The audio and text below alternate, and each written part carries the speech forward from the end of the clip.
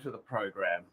Actually, my name is Paul Pluter, and I'm the method actor who plays Archibald Chesterfield III.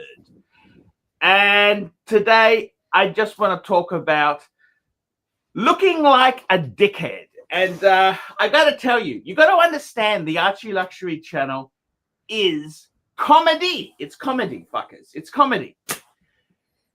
And I got to tell you, see, when I designed the Archie Luxury character, I took the most obnoxious traits about Wheezes, W-I-S, watch idiot savants. I took the most obnoxious characters. And one obnoxious thing Archibald did was he strapped on 2 wristwatches for a time. And I just thought it was the most ridiculous, most obnoxious thing to do. And I shit me not. But some other YouTubers have followed that and they've made that their shtick.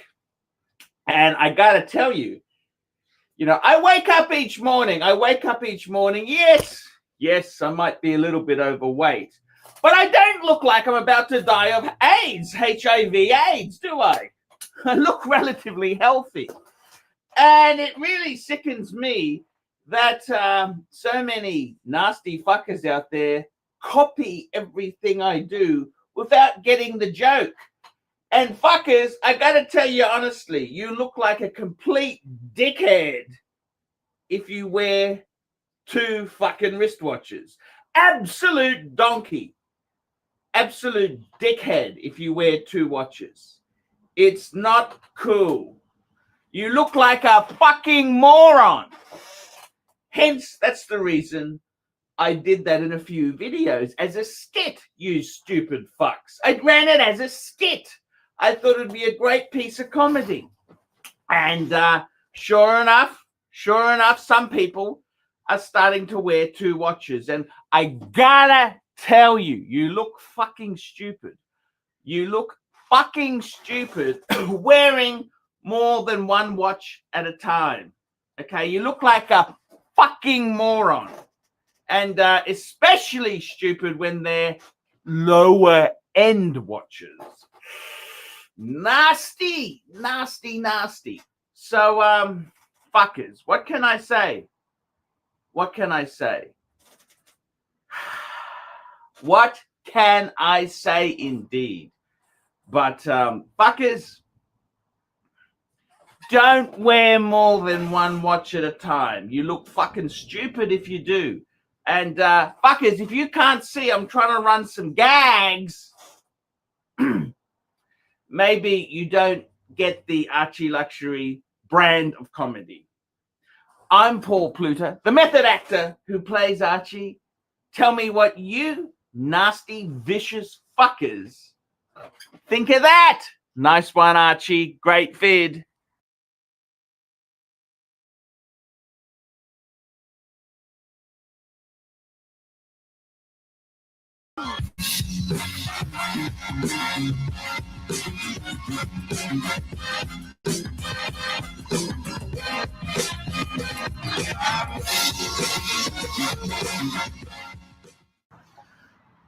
Hi guys, Archie Luxury channel.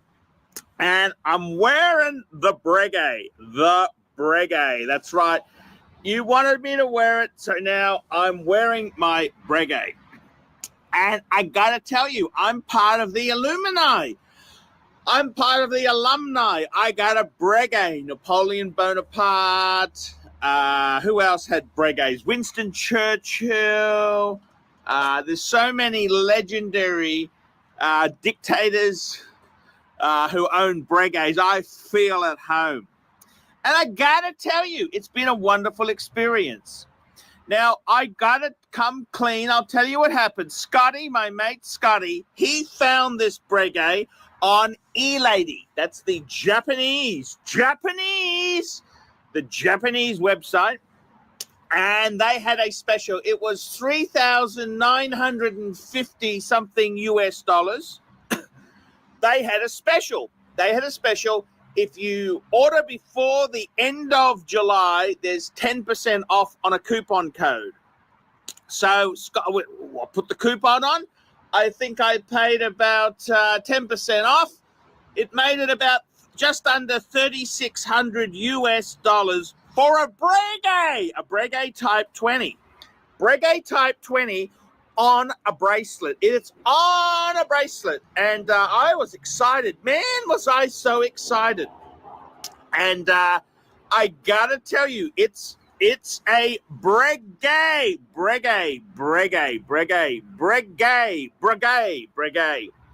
And anyhow, I gotta tell you guys, it's this is a Breguet coin. Look at this coin edging. Look at that crystal there, just a beautiful crystal. Look at the dial. It's a Breguet. And I gotta tell you, it's been a great experience. The only problem is in Nippon, Japan there, they have smaller wrists. Enter overweight middle-aged Western man. It doesn't quite fit on the bracelet. Yes, they had removed every bloody optional. Well, one link was there.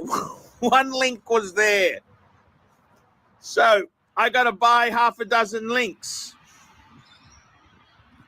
What do you think Breguet charges for a Type 20 Ehrenvale link? Not to be confused with the transatlantic link, which has got a different finish.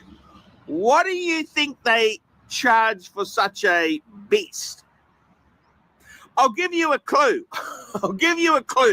It's steel. It's about a centimeter. It adds to the bracelet. And it's just under 200 Australian dollars. Just under 190 Australian dollars per link.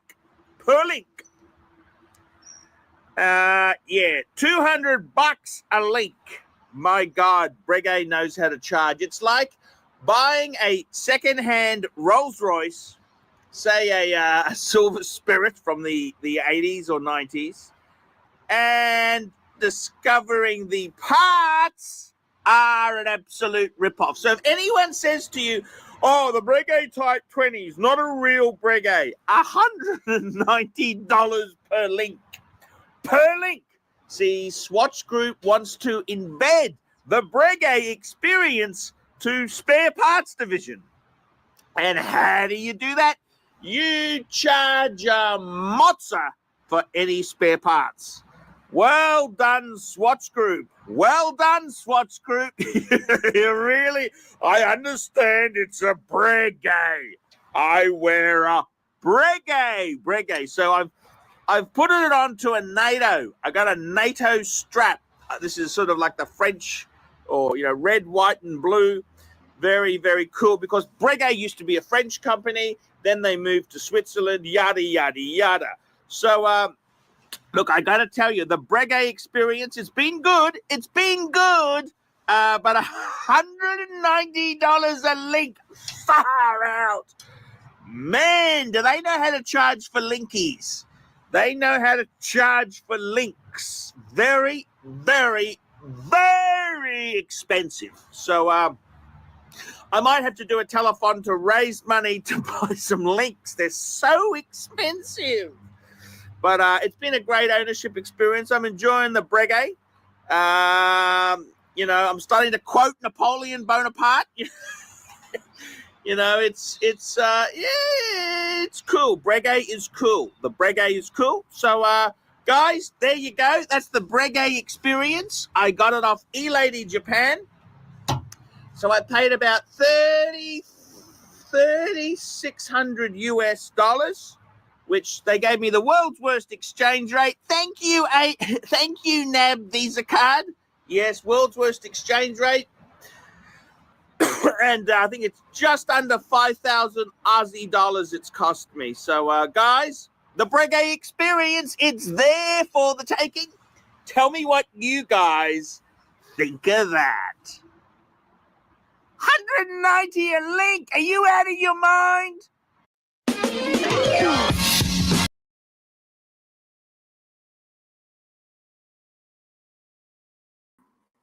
Hi guys, do you think the quality of Archie Luxury's channel can get any worse? We're talking about two cockroaches in Nana Plaza. They're asking the eternal question, can the quality on the Archie Luxury channel get any more sleazier? Can it get more lower? Can it get more pathetic?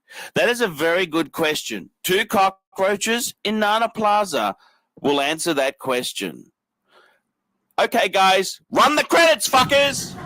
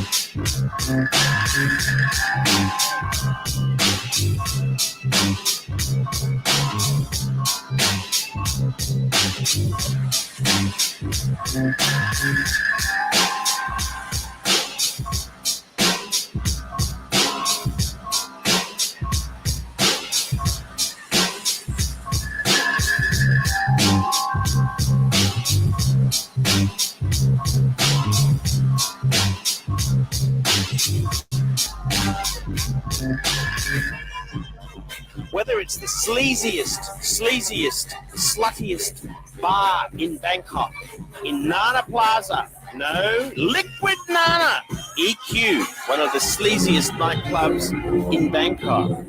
Whether Archie is walking around Nana Plaza, the Archie Luxury channel strives to bring you quality content.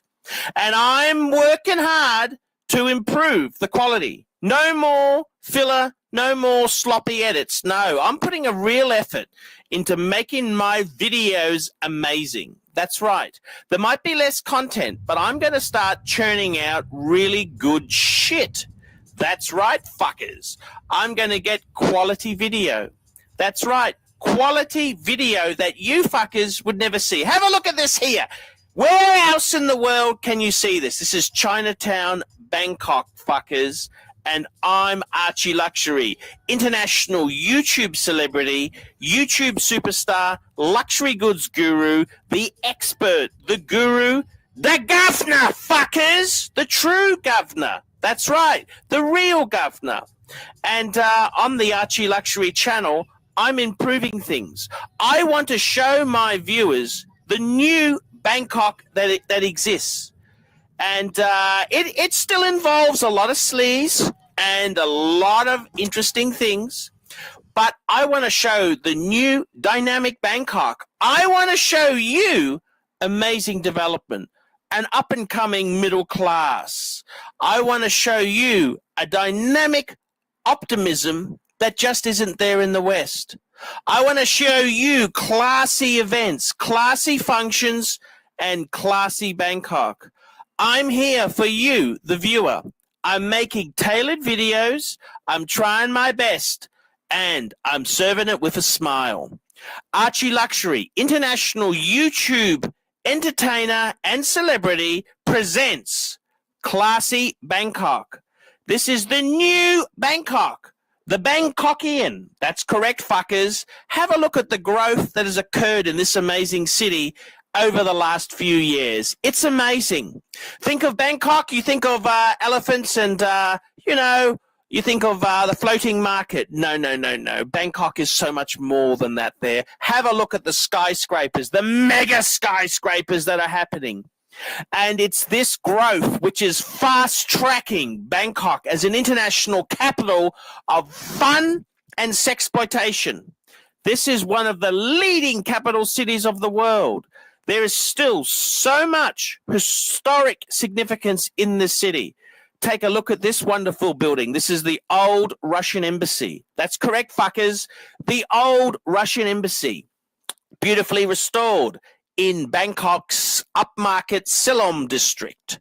That's right. ARCHIELUXURY is not afraid to go where the low-class foreigners are not welcome. Archie wears a suit. He gets his way in. He's got contacts where normal fuckers wouldn't be allowed in. And I'm here for the ARCHIELUXURY channel. I want to show you the prestige side to Bangkok. That's right, fuckers. I want to present quality content, not filler, not garbage, not rubbish. I want to show you this modern city in its most wonderful form. I want to show you everything, the good, the bad, the ugly, the prestigious, and the sleazy. Archibald Chesterfield III bringing you amazing videos from around the world. Amazing videos, amazing scenes, all on the ARCHIELUXURY channel. The ARCHIELUXURY channel, one of the true great YouTube institutions that has been around for the time frame. That's right. No fly-by-nighters here, fuckers. This is true content. And I want to present everything in an upmarket, stylish way and with ARCHIELUXURY's personal sense of humor. The chic, the ultra smooth, the amazing. I'm Archibald Chesterfield III. Come and enjoy my magical Bangkok mystery tour. Fuckers. Nasty, vinyl, cheap fuckers that they are.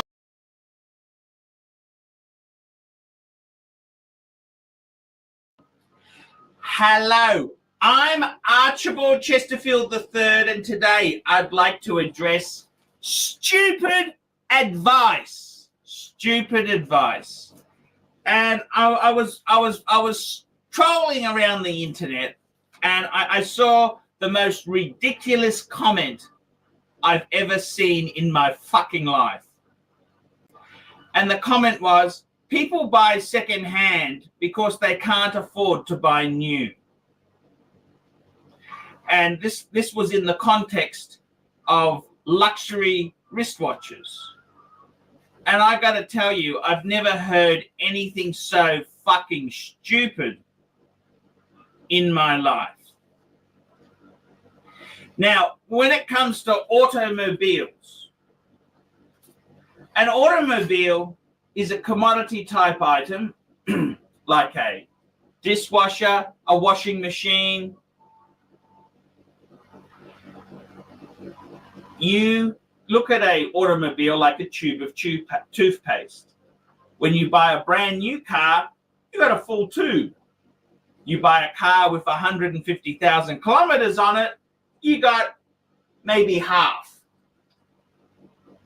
This is how it works with motor vehicles. If you want reliable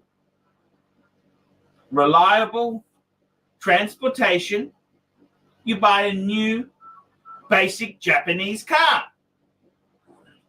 It's going to work for 10 years without any trouble, without any serious trouble, as long as you look after it. But when it comes to luxury timepieces,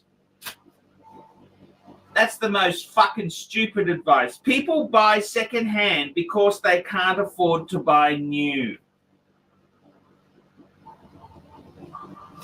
What the fuck? This is just absolute crap. Why do I buy secondhand? Let's have a look at some of my purchases. I bought a Rolex Gold Submariner. I paid for that piece there about 16,000 US dollars.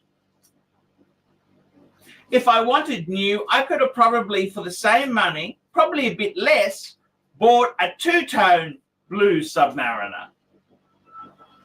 Why didn't I? Why didn't I do that? Because if I want to get something else, I get my money back. It's called being smart. A solid gold Submariner in Australia is about $40,000. 40,000. I paid under 20.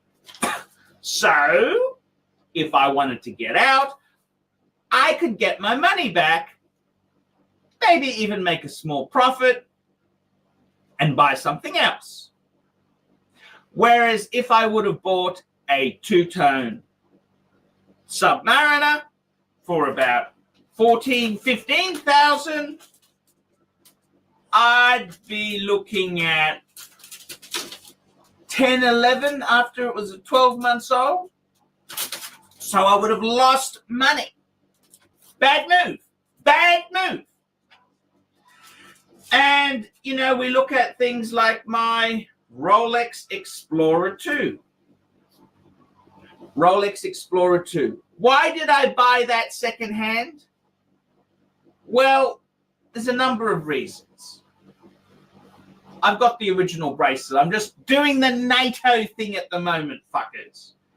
But I like the 40 mil size. The newer size is 42. I don't think it's as nice. That's just my opinion. My opinion. I bought this on the second-hand market for 5,000 Australian dollars. It's a 2004 Explorer 2 with solid end links and loom like a lighthouse. A new Explorer 2 is about $9,000. So I paid half. Do you think I could get my $4,500 US dollars back for this? What do you think? If I wanted to sell it, or if I needed to sell it, could I get my money back, fuckers? What do you inept fuckers think? It's a no-brainer. I could get my money back tomorrow. A mint 16570 Polar. You get your money back. No questions. I bought my Breguet. My Breguet Erin Veil. I paid 3,800 Australian for the head. I paid 300 for the box. I paid 500 for Breguet for the buckle. So 38 plus 500, 43. 43 plus the box, 46. And I've just tracked down a new old stock leather strap, original Breguet, for about $200, $4,800. I got a nice boxed Breguet on original strap with buckle. 4,800 Australian. That's about what, 4.2 US? What's the retail replacement price? About 13,000, 14,000. Geez, Archie, I don't think you'd have a problem getting your money back, would you? No, you won't. If I would have paid retail, not so lucky, fuckers. Not so lucky. My ARCHIELUXURY Reverso Grand Date. Indoors paid 6.5. Actually, I paid 6.5 because I paid the credit card out for Indoors. So I really funded it. 6.5. Brand new. $13,000, $14,000. I can get my money back. If I wanted a new piece, instead of having 4 watches, I could have got it. Well, let's look at it this way. Instead of the solid gold sub, I could have got a brand new two-tone. Instead of the Breguet, I could have got for $5,000. I could have got a Omega Speedmaster Man on the Moon brand new. Instead of the Reverso, I could have got an Explorer 1 Rolex new. And for the Explorer 2, $5,000. Come on, do I need to justify that to you? $5,000 for a $5,000 Aussie, not US, Aussie. Do I have to justify the rightness in that? People buy secondhand because they can't afford to buy new. That is the most ridiculous, the most stupid piece of advice I've heard. Let me say this to you. In this world we live in, this big world, the smart money says, I'll buy things that are worth more than I paid. Anyone can pay retail. But to buy something that has real value, that takes a bit of nous. You need to know what you're doing. You need to understand the used and new market, understand what models are desired, understand what you like. You've got to really put some effort in. Now, there are some people who don't have the intellect or the brains to handle buying secondhand pieces. You can give them a gift horse. I have one person who I sold an Amiga Speedmaster Man on the Moon. I sold it to him for $2,500. It's on a bracelet. It had just had a full overhaul from one of the best watchmakers in Australia. And as far as it goes there,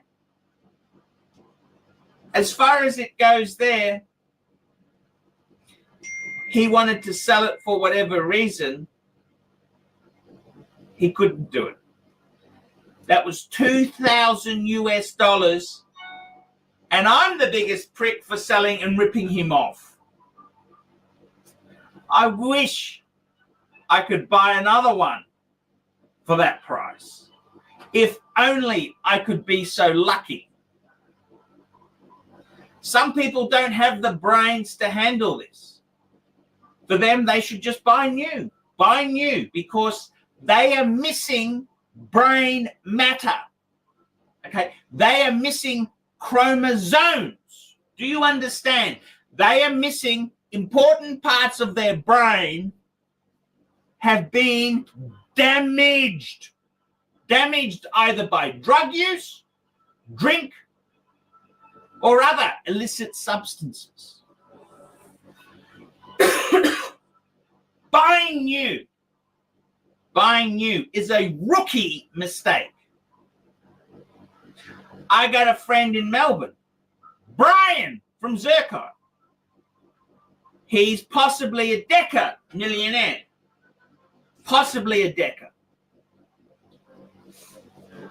Buys everything used.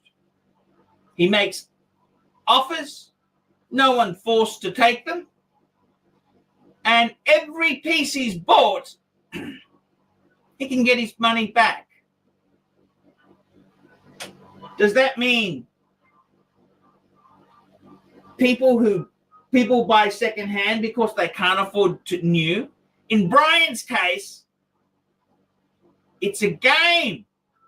He doesn't want to be resold or raped for the sake of buying new. That boutique experience ain't fucking worth it. It ain't worth it, fuckers. It's not worth the grief.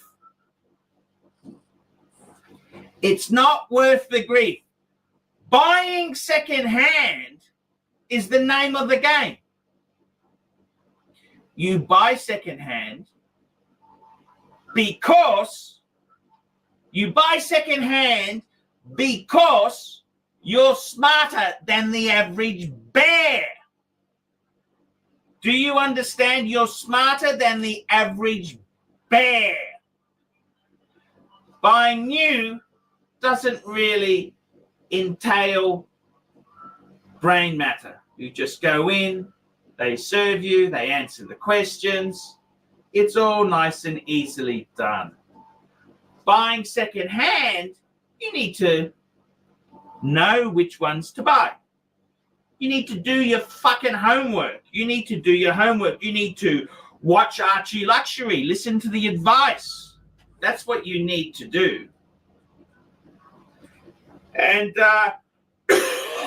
one of the most appalling pieces of advice, people buy secondhand because they can't afford to buy new. That may be true for motor vehicles, washing machines, and fridges,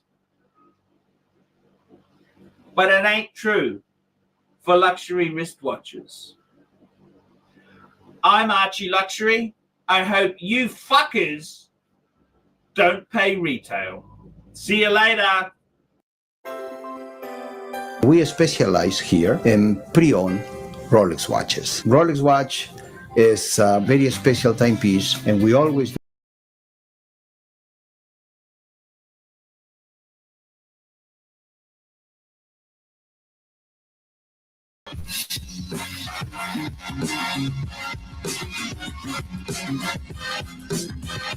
Phil the Third. Welcome to the program, fuckers. And today I want to talk about the legacy of the shitter. That's right, fuckers. The legacy of the shitter. And what's happened is, fuckers, is that because I've taken a moral stance against the shitter, i.e. a wristwatch which retails less than $2,000 new, because I've taken a moral stance, I'm starting to get attacked. And this is coming from corporate headquarters. See, what happens is many YouTube things are dependent on shitters for income and topics to talk about. And what happens is we as humans, we want reassurance. We want to be reassured that the choices we've made are correct. We want to know that the university or the college we went to is the correct one. We want to know that the car we buy is the correct one. We didn't get the sissy option. We didn't get the Chevy Cruze. No, we went for the decent car. Same thing when it comes to low-end watches. Everyone wants to be reassured they've made the right choice. So the shitter, we're starting to get attacked by supporters of the shitters. And I make no apologies. For attacking the shitter. No apologies. And I've been accused of all sorts. From a quarter I never expected, I've been told that by mentioning the shitter and talking low-end watches down, I risk reducing the market for wristwatches. Wristwatches may go the way of pocket watches and be a thing of the past. And because I'm such a nasty shitter myself, I risk all sorts of repercussions because I am talking about this in a free environment. I risk all sorts of repercussions, and I'm going to hurt watch collectors for eternity. Well, I make no qualms about what I've said. The shitter is the shitter. And I certainly won't be taking advice from people on pensions. That's right, people on pensions who sleep in most days until lunchtime, who have some sort of mental illness, some sort of decrepit mental illness. They claim they're a victim. Oh, poobah. Life's pretty nasty to us. And I'll have to collect shitters. My advice is get a fucking job. Get off your lazy fucking asshole and get a fucking job. That's right. Get a fucking job. Because the role of the shitter is pretty bad, fuckers. It's pretty bad. And the only thing I can really say, fuckers, The only thing I can say is that there is no defense of the shitter. It is a bad product. There is no lower entry level. Decent wristwatches honestly, decent wristwatches start with a recommended retail price over 5,000 US fuckaroonies. There is no discount entry-level watch. No, they are shitters. And now, I must say, let me just correct one point.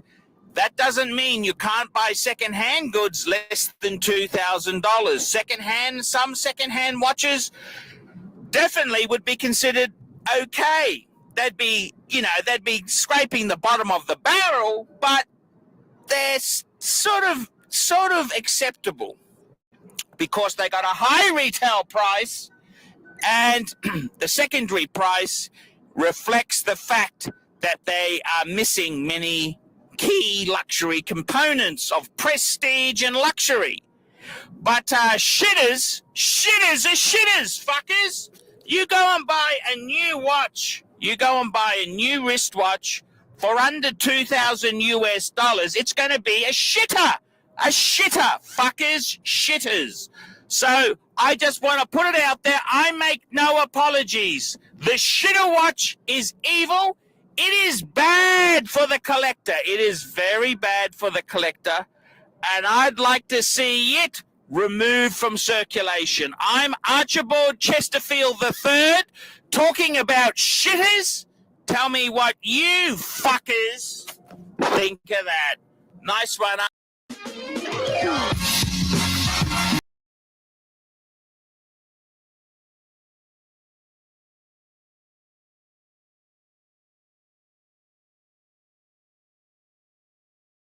Talk about prestige watches.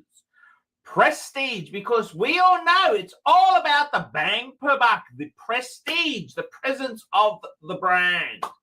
And I gotta tell you, I've acquired one of the most beautiful chronographs of all time, the Breguet Type 20 Ehrenbale. And, that's not to say I didn't already have a chronograph. I had a Speedy, man on the fucking moon.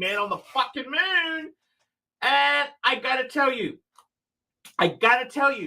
what do I think of the new Breguet? Now, the thing is this, Breguet, part of the Swatch Group, and yes, the Speedy is not as prestigious. It's not as prestigious as the Breguet. The Breguet itself is a very heavy-hitting brand there itself. And I gotta tell you, it's an interesting dilemma, because the Breguet, the Bregster, is a little bit of an interesting little thing there. Now, it's the Breguet Type 20. It features the Lamania movement, and it's actually the Breguet caliber 582. Now, the thing is, this is a super cool movement. However, the problem with this Breguet now in modern times is that you really want to get picky. It's not a column wheel vertical clutch chronograph, okay? So it's a cams chronograph, which is a cams chronograph is the Speedmaster Man on the Moon. The Man on the Moon is a cams chronograph. So basically, look for the layman there. The difference between a cams and a column wheel, well, a column wheel itself, that type of chronograph is a more traditional, has more pieces, more moving parts, and it generally is a more highly respected type chronograph. The interesting thing is with the Speedmaster, the first version had the 3-2-1 movement that was a column wheel. And they went to the cams wheel to basically cut costs. Now, I got to tell you, the interesting thing is that we've had so many of these really posh brands in the last couple of years they're releasing column wheel vertical clutch chronographs. Now, this is amazing. Now, the thing is, the Breguet was a very, very priced, it was priced about the same price as a Rolex when it came out, same price as a Daytona. And it wasn't a column wheel chronograph, wasn't column wheel. So the problem is that the Rolex was a column wheel, but you've got some cheaper brands now. Tag Heuer, they had the disastrous release of their Tag Heuer, which had a column wheel chronograph based on Seiko instruments. Seiko sold the technology to Tag Heuer. And that's kind of a little bit of a sticking point. A lot of purists were angry about that. But you've got makers now. I'll tell you, the amazing thing is just coming out of Baselworld is the Black Bay chronograph from Tudor, which is quite affordable, and it's a column wheel vertical clutch chronograph. So it's kind of, it's slotted in. So, I mean, would you rather get a Breguet cams chronograph, or would you rather have a column wheel with Tudor? Now, it's using the movement out of Breitling. They've teamed up to share some intellectual property together. And I gotta tell you, that's an amazing bang per buck piece. Now, the problem is the Breguet is a prestige chronograph. Very, very prestigious. Breguet is a highly regarded brand, and that's the only problem with it, is that it's not a column wheel chronograph. And a column wheel, to give you an example, on a cams chronograph, it's not advisable to run the chronograph constantly because it doesn't keep the timing. Keeping is not as good, whereas a column wheel, you can run it all the time. It's just how the technology goes in it. Now, sometimes the other criticism too, a column wheel chronograph has an easier push. The cams it's a little bit harder to press. I'll just press both of these. So it's a little bit harder to press there. So the Breguet itself is a little bit interesting because it's a flyback chronograph, which is a little bit more expensive and difficult to achieve. We'll just stop these. And we'll reset. It's a little bit harder to achieve, but I gotta tell you, the Breguet versus the something like a Tudor with a column wheel, that's a very hard choice. I mean, I only buy on the pre-owned market, so it doesn't really matter because I want bang per buck.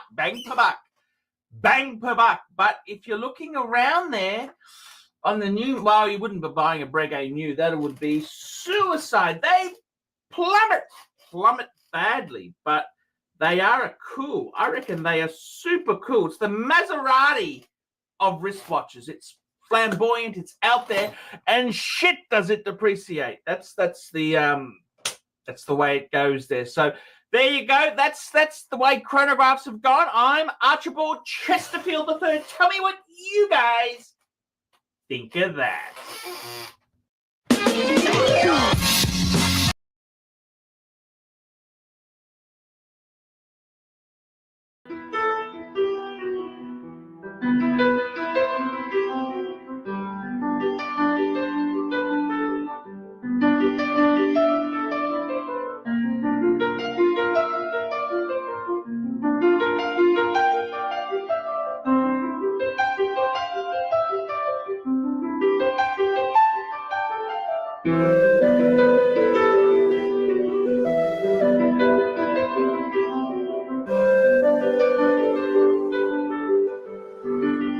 Luxury do you really need in your life?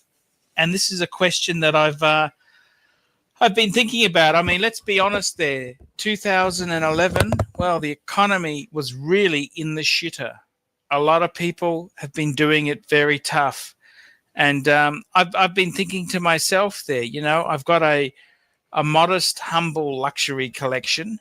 And could I perhaps get greater satisfaction in helping people instead of having this hoard of baubles and possessions? And it's an interesting thing. I mean, you look at yourself in your life and you think to yourself, geez, you know, you've been fortunate, you've bought things well, and you've bought a few pieces, and you've got some beautiful material things, but do they really make you happy? What is happiness in life?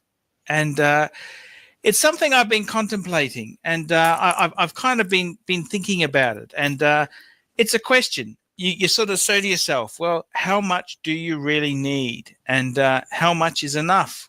When do you stop? And you know, this is obviously the Archie Luxury channel. I mean, people are tuning in here because they want to see luxury. They don't want to see, you know, the Archie mediocre collection. They want to see luxury, and they want to hear talk about luxury items and things like that there. So, you know, it's a very interesting thing. And I think in the forthcoming year, you know, I think the economy is going to get worse.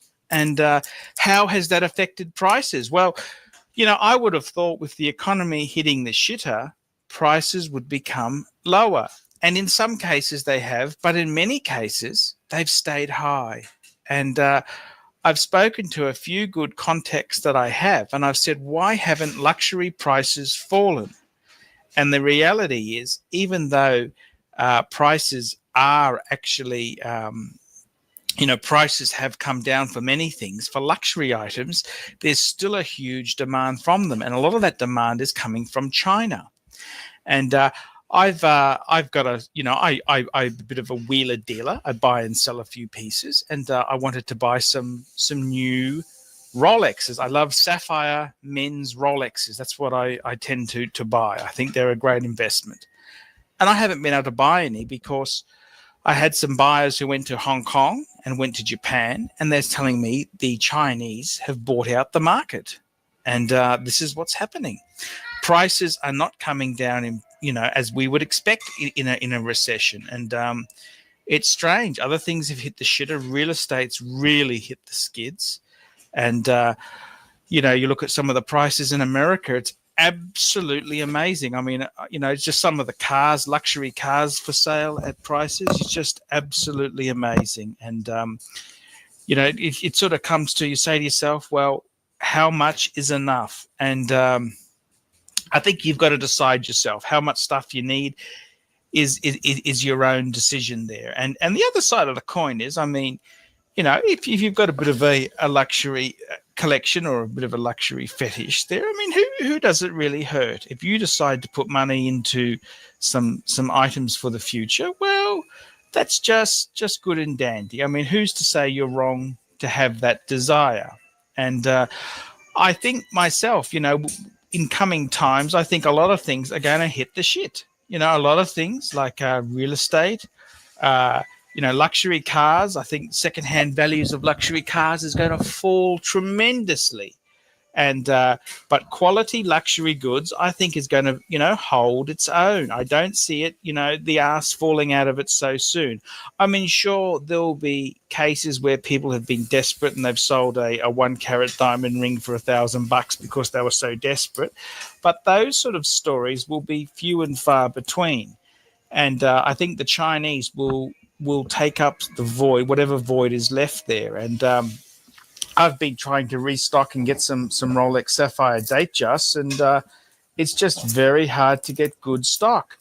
And I see that because the Chinese end of the market is still very, very strong, and it's growing. And I think in luxury goods itself there, the thing is that it's something that's always wanted. Quality things are always wanted.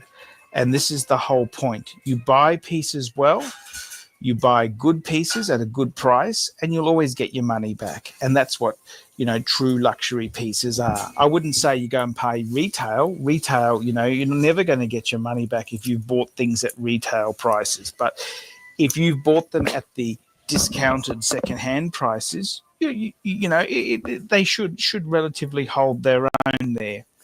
How much is enough, and when do you stop? Well, that's something you have to decide yourself there. I mean, I can't tell you. It's very wrong for me to preach and say, look, you should only have this many or how many. The interesting thing is, years ago, many people only had one watch. It wasn't really. It was considered, vulgar to have a collection or multiple, type things. That was something you kept to yourself. And this is the whole thing with luxury, is that the age we live in now, we've never been so rich. And this is why people now can have collections. A person like ARCHIELUXURY, who's really quite middle class, can have quite a reasonable collection. And I'm certainly not well off in any stretch of the imagination there. And this is the wonderful thing. If you have a hobby like watches and you buy good pieces, you can make some money out of it. Sometimes with my collection there, I've thought to myself, well, geez, I could sell off the most of my watches, keep one or two nice pieces and flick the rest and buy a beautiful classic car. And even with the Louis Vuitton, I thought, well, I'll keep one or two briefcases and a couple of handbags for the wife and flick the rest. And that's a hard decision to make. Sometimes you look at things and you think, geez, is it giving you maximum enjoyment in life? And obviously, the upkeep of a classic car is going to be a hell of a lot more than keeping some watches in a bank safe. But it's more the enjoyment factor. That's something you've got to factor in. So you've got to make those luxury goods give you maximum utiles of pleasure. Just collecting watches, I've tried to diversify the collection into luxury goods, and you can see I've got some beautiful Cartier clocks. So that's a beautiful object to have and behold there. I've got some gorgeous Louis Vuitton. We've got a fair bit of travel luggage. That's the hard case suitcases and the perfume bag. I've got the collection of men's briefcases, and my wife has got her collection of ladies' handbags and things like that there. So, what I've tried to do is, instead of just collecting just wristwatches or just this, I've tried to make it more of a collection of luxury items there. And in the watches itself there, I've gone for some really iconic pieces. I've gone for a Patek. I've gone for a Patek Calatrava. I've gone for a Jaeger-LeCoultre Reverso.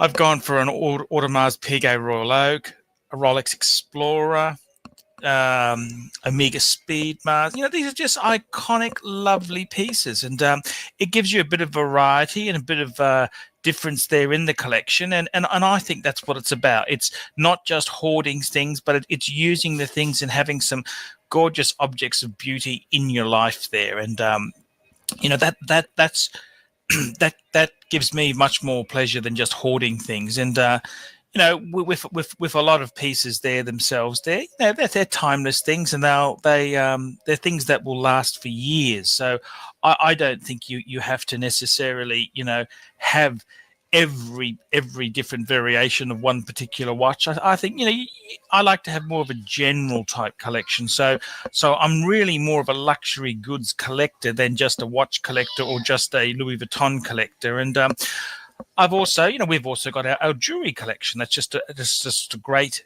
thing to have and behold there. Now, the philosophical question is, how much when is enough, and what is enough?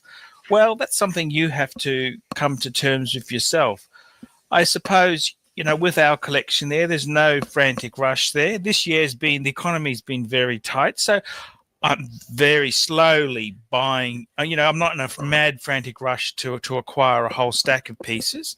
I will add pieces to it slowly, but it's kind of, just add one or two good pieces a year in each different section. That's probably more than enough to add to it. And look, the thing is this, you've only got we can't live forever. I wish I could take the luxury things with me, but unfortunately, that's not the case. And occasionally, you have things you think, well, geez, maybe I should just cash it all in. And but look, the good thing about having some beautiful things is that the best advice I can give you is, if you are thinking of cashing out your collection, just don't do anything for a month. just have a think about it.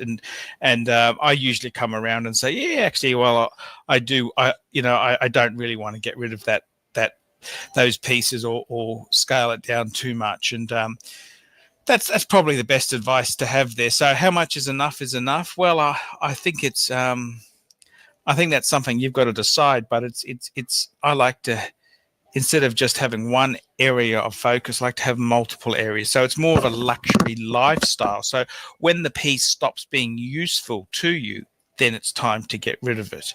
But I think realistically, the economy's in the shitter. It's going to be a lot worse there. The funny thing is, luxury itself there seems to defy some of the huge big downturns there. It does drop off a fair bit, but it still holds its own. And it's interesting to see what does happen with them. But I think myself there, if you are looking for some bargains, unfortunately they're a bit few and far between. There have been some really good Louis Vuitton bargains I've seen. Like some of the hard case items, they're quite rare and hard to get. But again, you've got to keep an eye out and just be on the ball to snag any bargains that come up there. So then I suppose that poses the question: when is enough enough? Well, I suppose in my collecting circles there, let's have a look at the different collections there. In my wristwatch collection, what else am I after? Well, I think I probably want to add a diving type watch to the collection there. I think that's that's something that's missing, is a good diver's watch. I also want to add another Vacheron down the track there, or another Patek. So that's long term, because they're mega expensive type things. And I've got a beautiful Calatrava as it stands, but I'm thinking, maybe way down the track, maybe a World Time or some sort of complicated Patek would be lovely. But in the short term, some sort of diving Submariner, no date would be fantastic, or a Sea Dweller, something like that, some sort of diving watch. I suppose with the ladies' watch collection there, I'm actually quite happy with that. I'm happy with my Cartier clock collection. I'm actually reasonably happy with that. I've got a few there. With our jewelry collection itself, I'd probably, I got the lovely pearls and South Sea pearls, of course. None of this fucking freshwater crap. I'd kind of possibly want to add a nice white South Sea pearl set to that there. That'd be a great thing. That's not on the immediate horizon. That's just down in the distant. But I suppose, and a couple of more diamonds would never hurt, but we've got some good pieces, so I'm reasonably content with that there. In the Louis side of things, well, I've kind of changed my opinion a lot. Hard case luggage and that there, it's difficult to use. It's really not something you can just. It's not that easy to use, and hard case items are getting a little bit out as far as briefcases go. That style sort of very much getting a little bit out. Mind you, it's classic. It'll never go out completely. You could always pull it off with LV, But what am I yearning for? Well, I'd like to get some sort of Damia hard case item, whether it's a briefcase, hard case briefcase in Damia, or an Elza or a Biston. That's something I'd really like to have is a Damia, not necessarily the graphite, actually the traditional Damia. So that's a piece that I'd like to add to the LV collection. There, no huge rush there. So that sums it all up there. Yeah. So there's a few little areas I'd like to add to it, but I'm reasonably content with it there. I've kind of if you don't, the other side of the coin is, if you don't desire anything else, that's when you're dead as a collector. If they don't bring you happiness, this just defies, what's the point in having them? But that's my view there. I mean, sometimes, look, I go through moods where I think, geez, do I really need this stuff? Maybe I could sell it off and do something better with the money. But then again, I think to myself, geez, it's that they're a great thing. They're an heirloom thing. I love them, and they're great things to have. I suppose sometimes if you get so used to having beautiful luxury things, you don't appreciate how difficult it is to actually have them and how much sacrifice has gone into them. So yeah, I suppose that's something to consider it there. Tell me what you think. What is enough? When is enough? When do you stop? What's enough pieces to have? I mean, that's a great question to have. I mean, I've seen some of the Arab collectors, and they've got one of everything, and I certainly that's a hell of a lot of stuff to have there. But just thinking about your own collections, what limits do you place on it? How do you know when to stop? What is enough? What piece is the exit piece where you don't have to buy any more pieces? And give me your opinions. Tell me the dilemmas that you've faced. I mean, I'm not a moral oracle who's got all the answers. I mean, I'm a collector who's fought long and hard to build a humble collection, and I'm looking for some guidance there. It's a bit spiritual. You look at your collection, you think, geez, when is enough, and the economy is terrible. I mean, it's just I just can't believe how bad it is. The funny thing is, I thought a lot of these luxury goods would go through the floor, and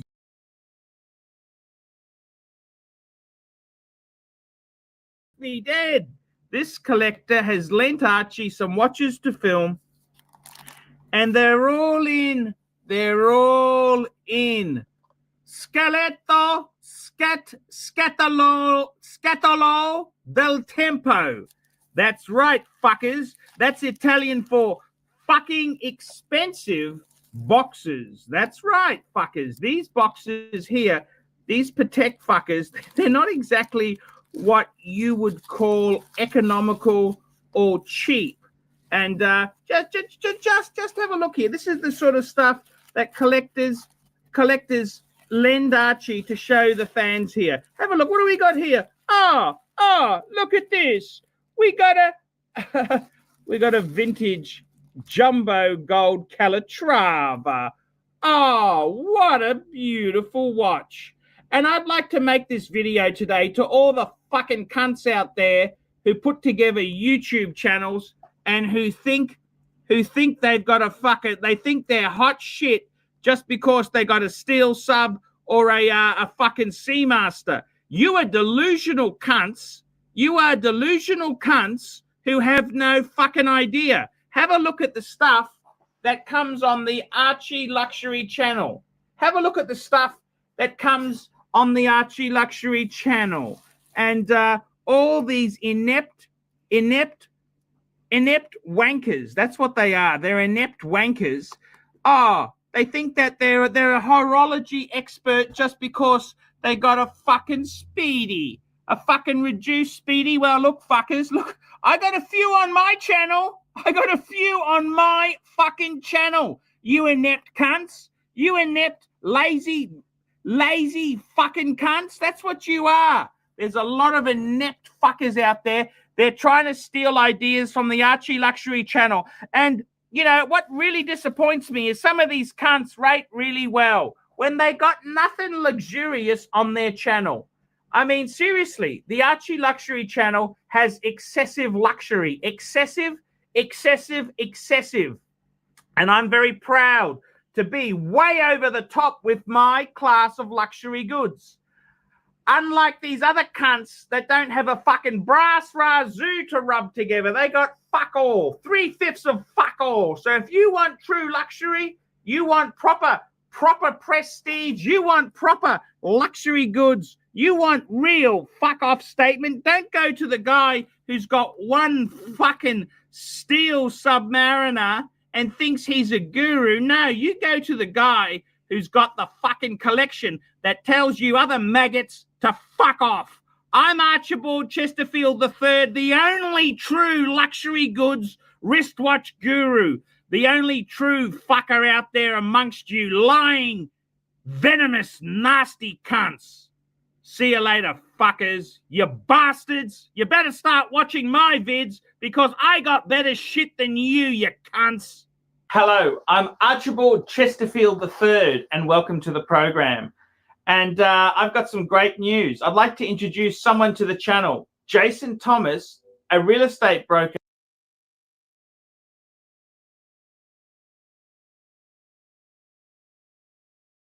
I'd just woken up after my midlife crisis nightclub adventure and tour. And how did I sleep? I slept by myself. That's right. Well, guys, hey, I don't want to tell you the truth. You wouldn't believe the truth if I told you anyhow. You wouldn't believe the truth if I told you anyhow. Guys, the thing is, you know what? When you're approaching 50, don't drink like a drunken sailor. You need to hold your liquor back, because I'm not actually hungover or feeling ill. I'm feeling fine. One of the benefits of being a fat guy is that I can handle larger amounts of alcohol without the effects that you skinny fikers have. So how did I have it? What was it like last night? Well, it was pretty good. I had a midlife crisis, stay in the city, went to my old stomping ground, went to a few nightclubs, hot spots, had some fun with some ladies, and now I'm waking up and just making a video in reflection. Yeah, guys, I gotta tell you, it's nice. It's nice to be sober. Here's the room here.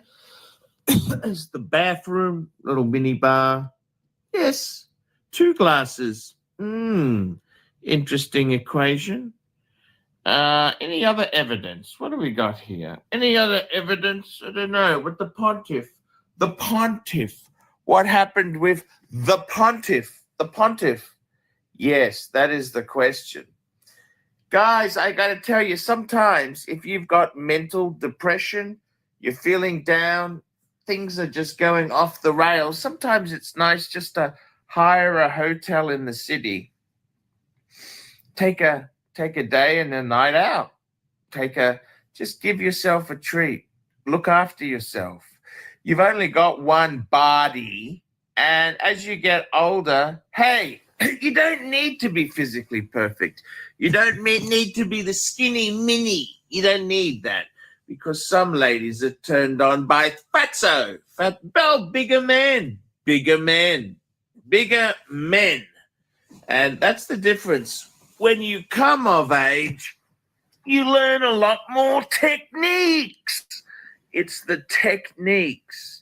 You become more sophisticated and suave, even though you may be a bit thinning on top. Guys, this has been the midlife crisis at 50. Guys, I love you all. My audience and fans, you guys mean so much to me. I'm your pontiff. I'm here for you, guys. I am here for you. Guys, I'm here to comfort you.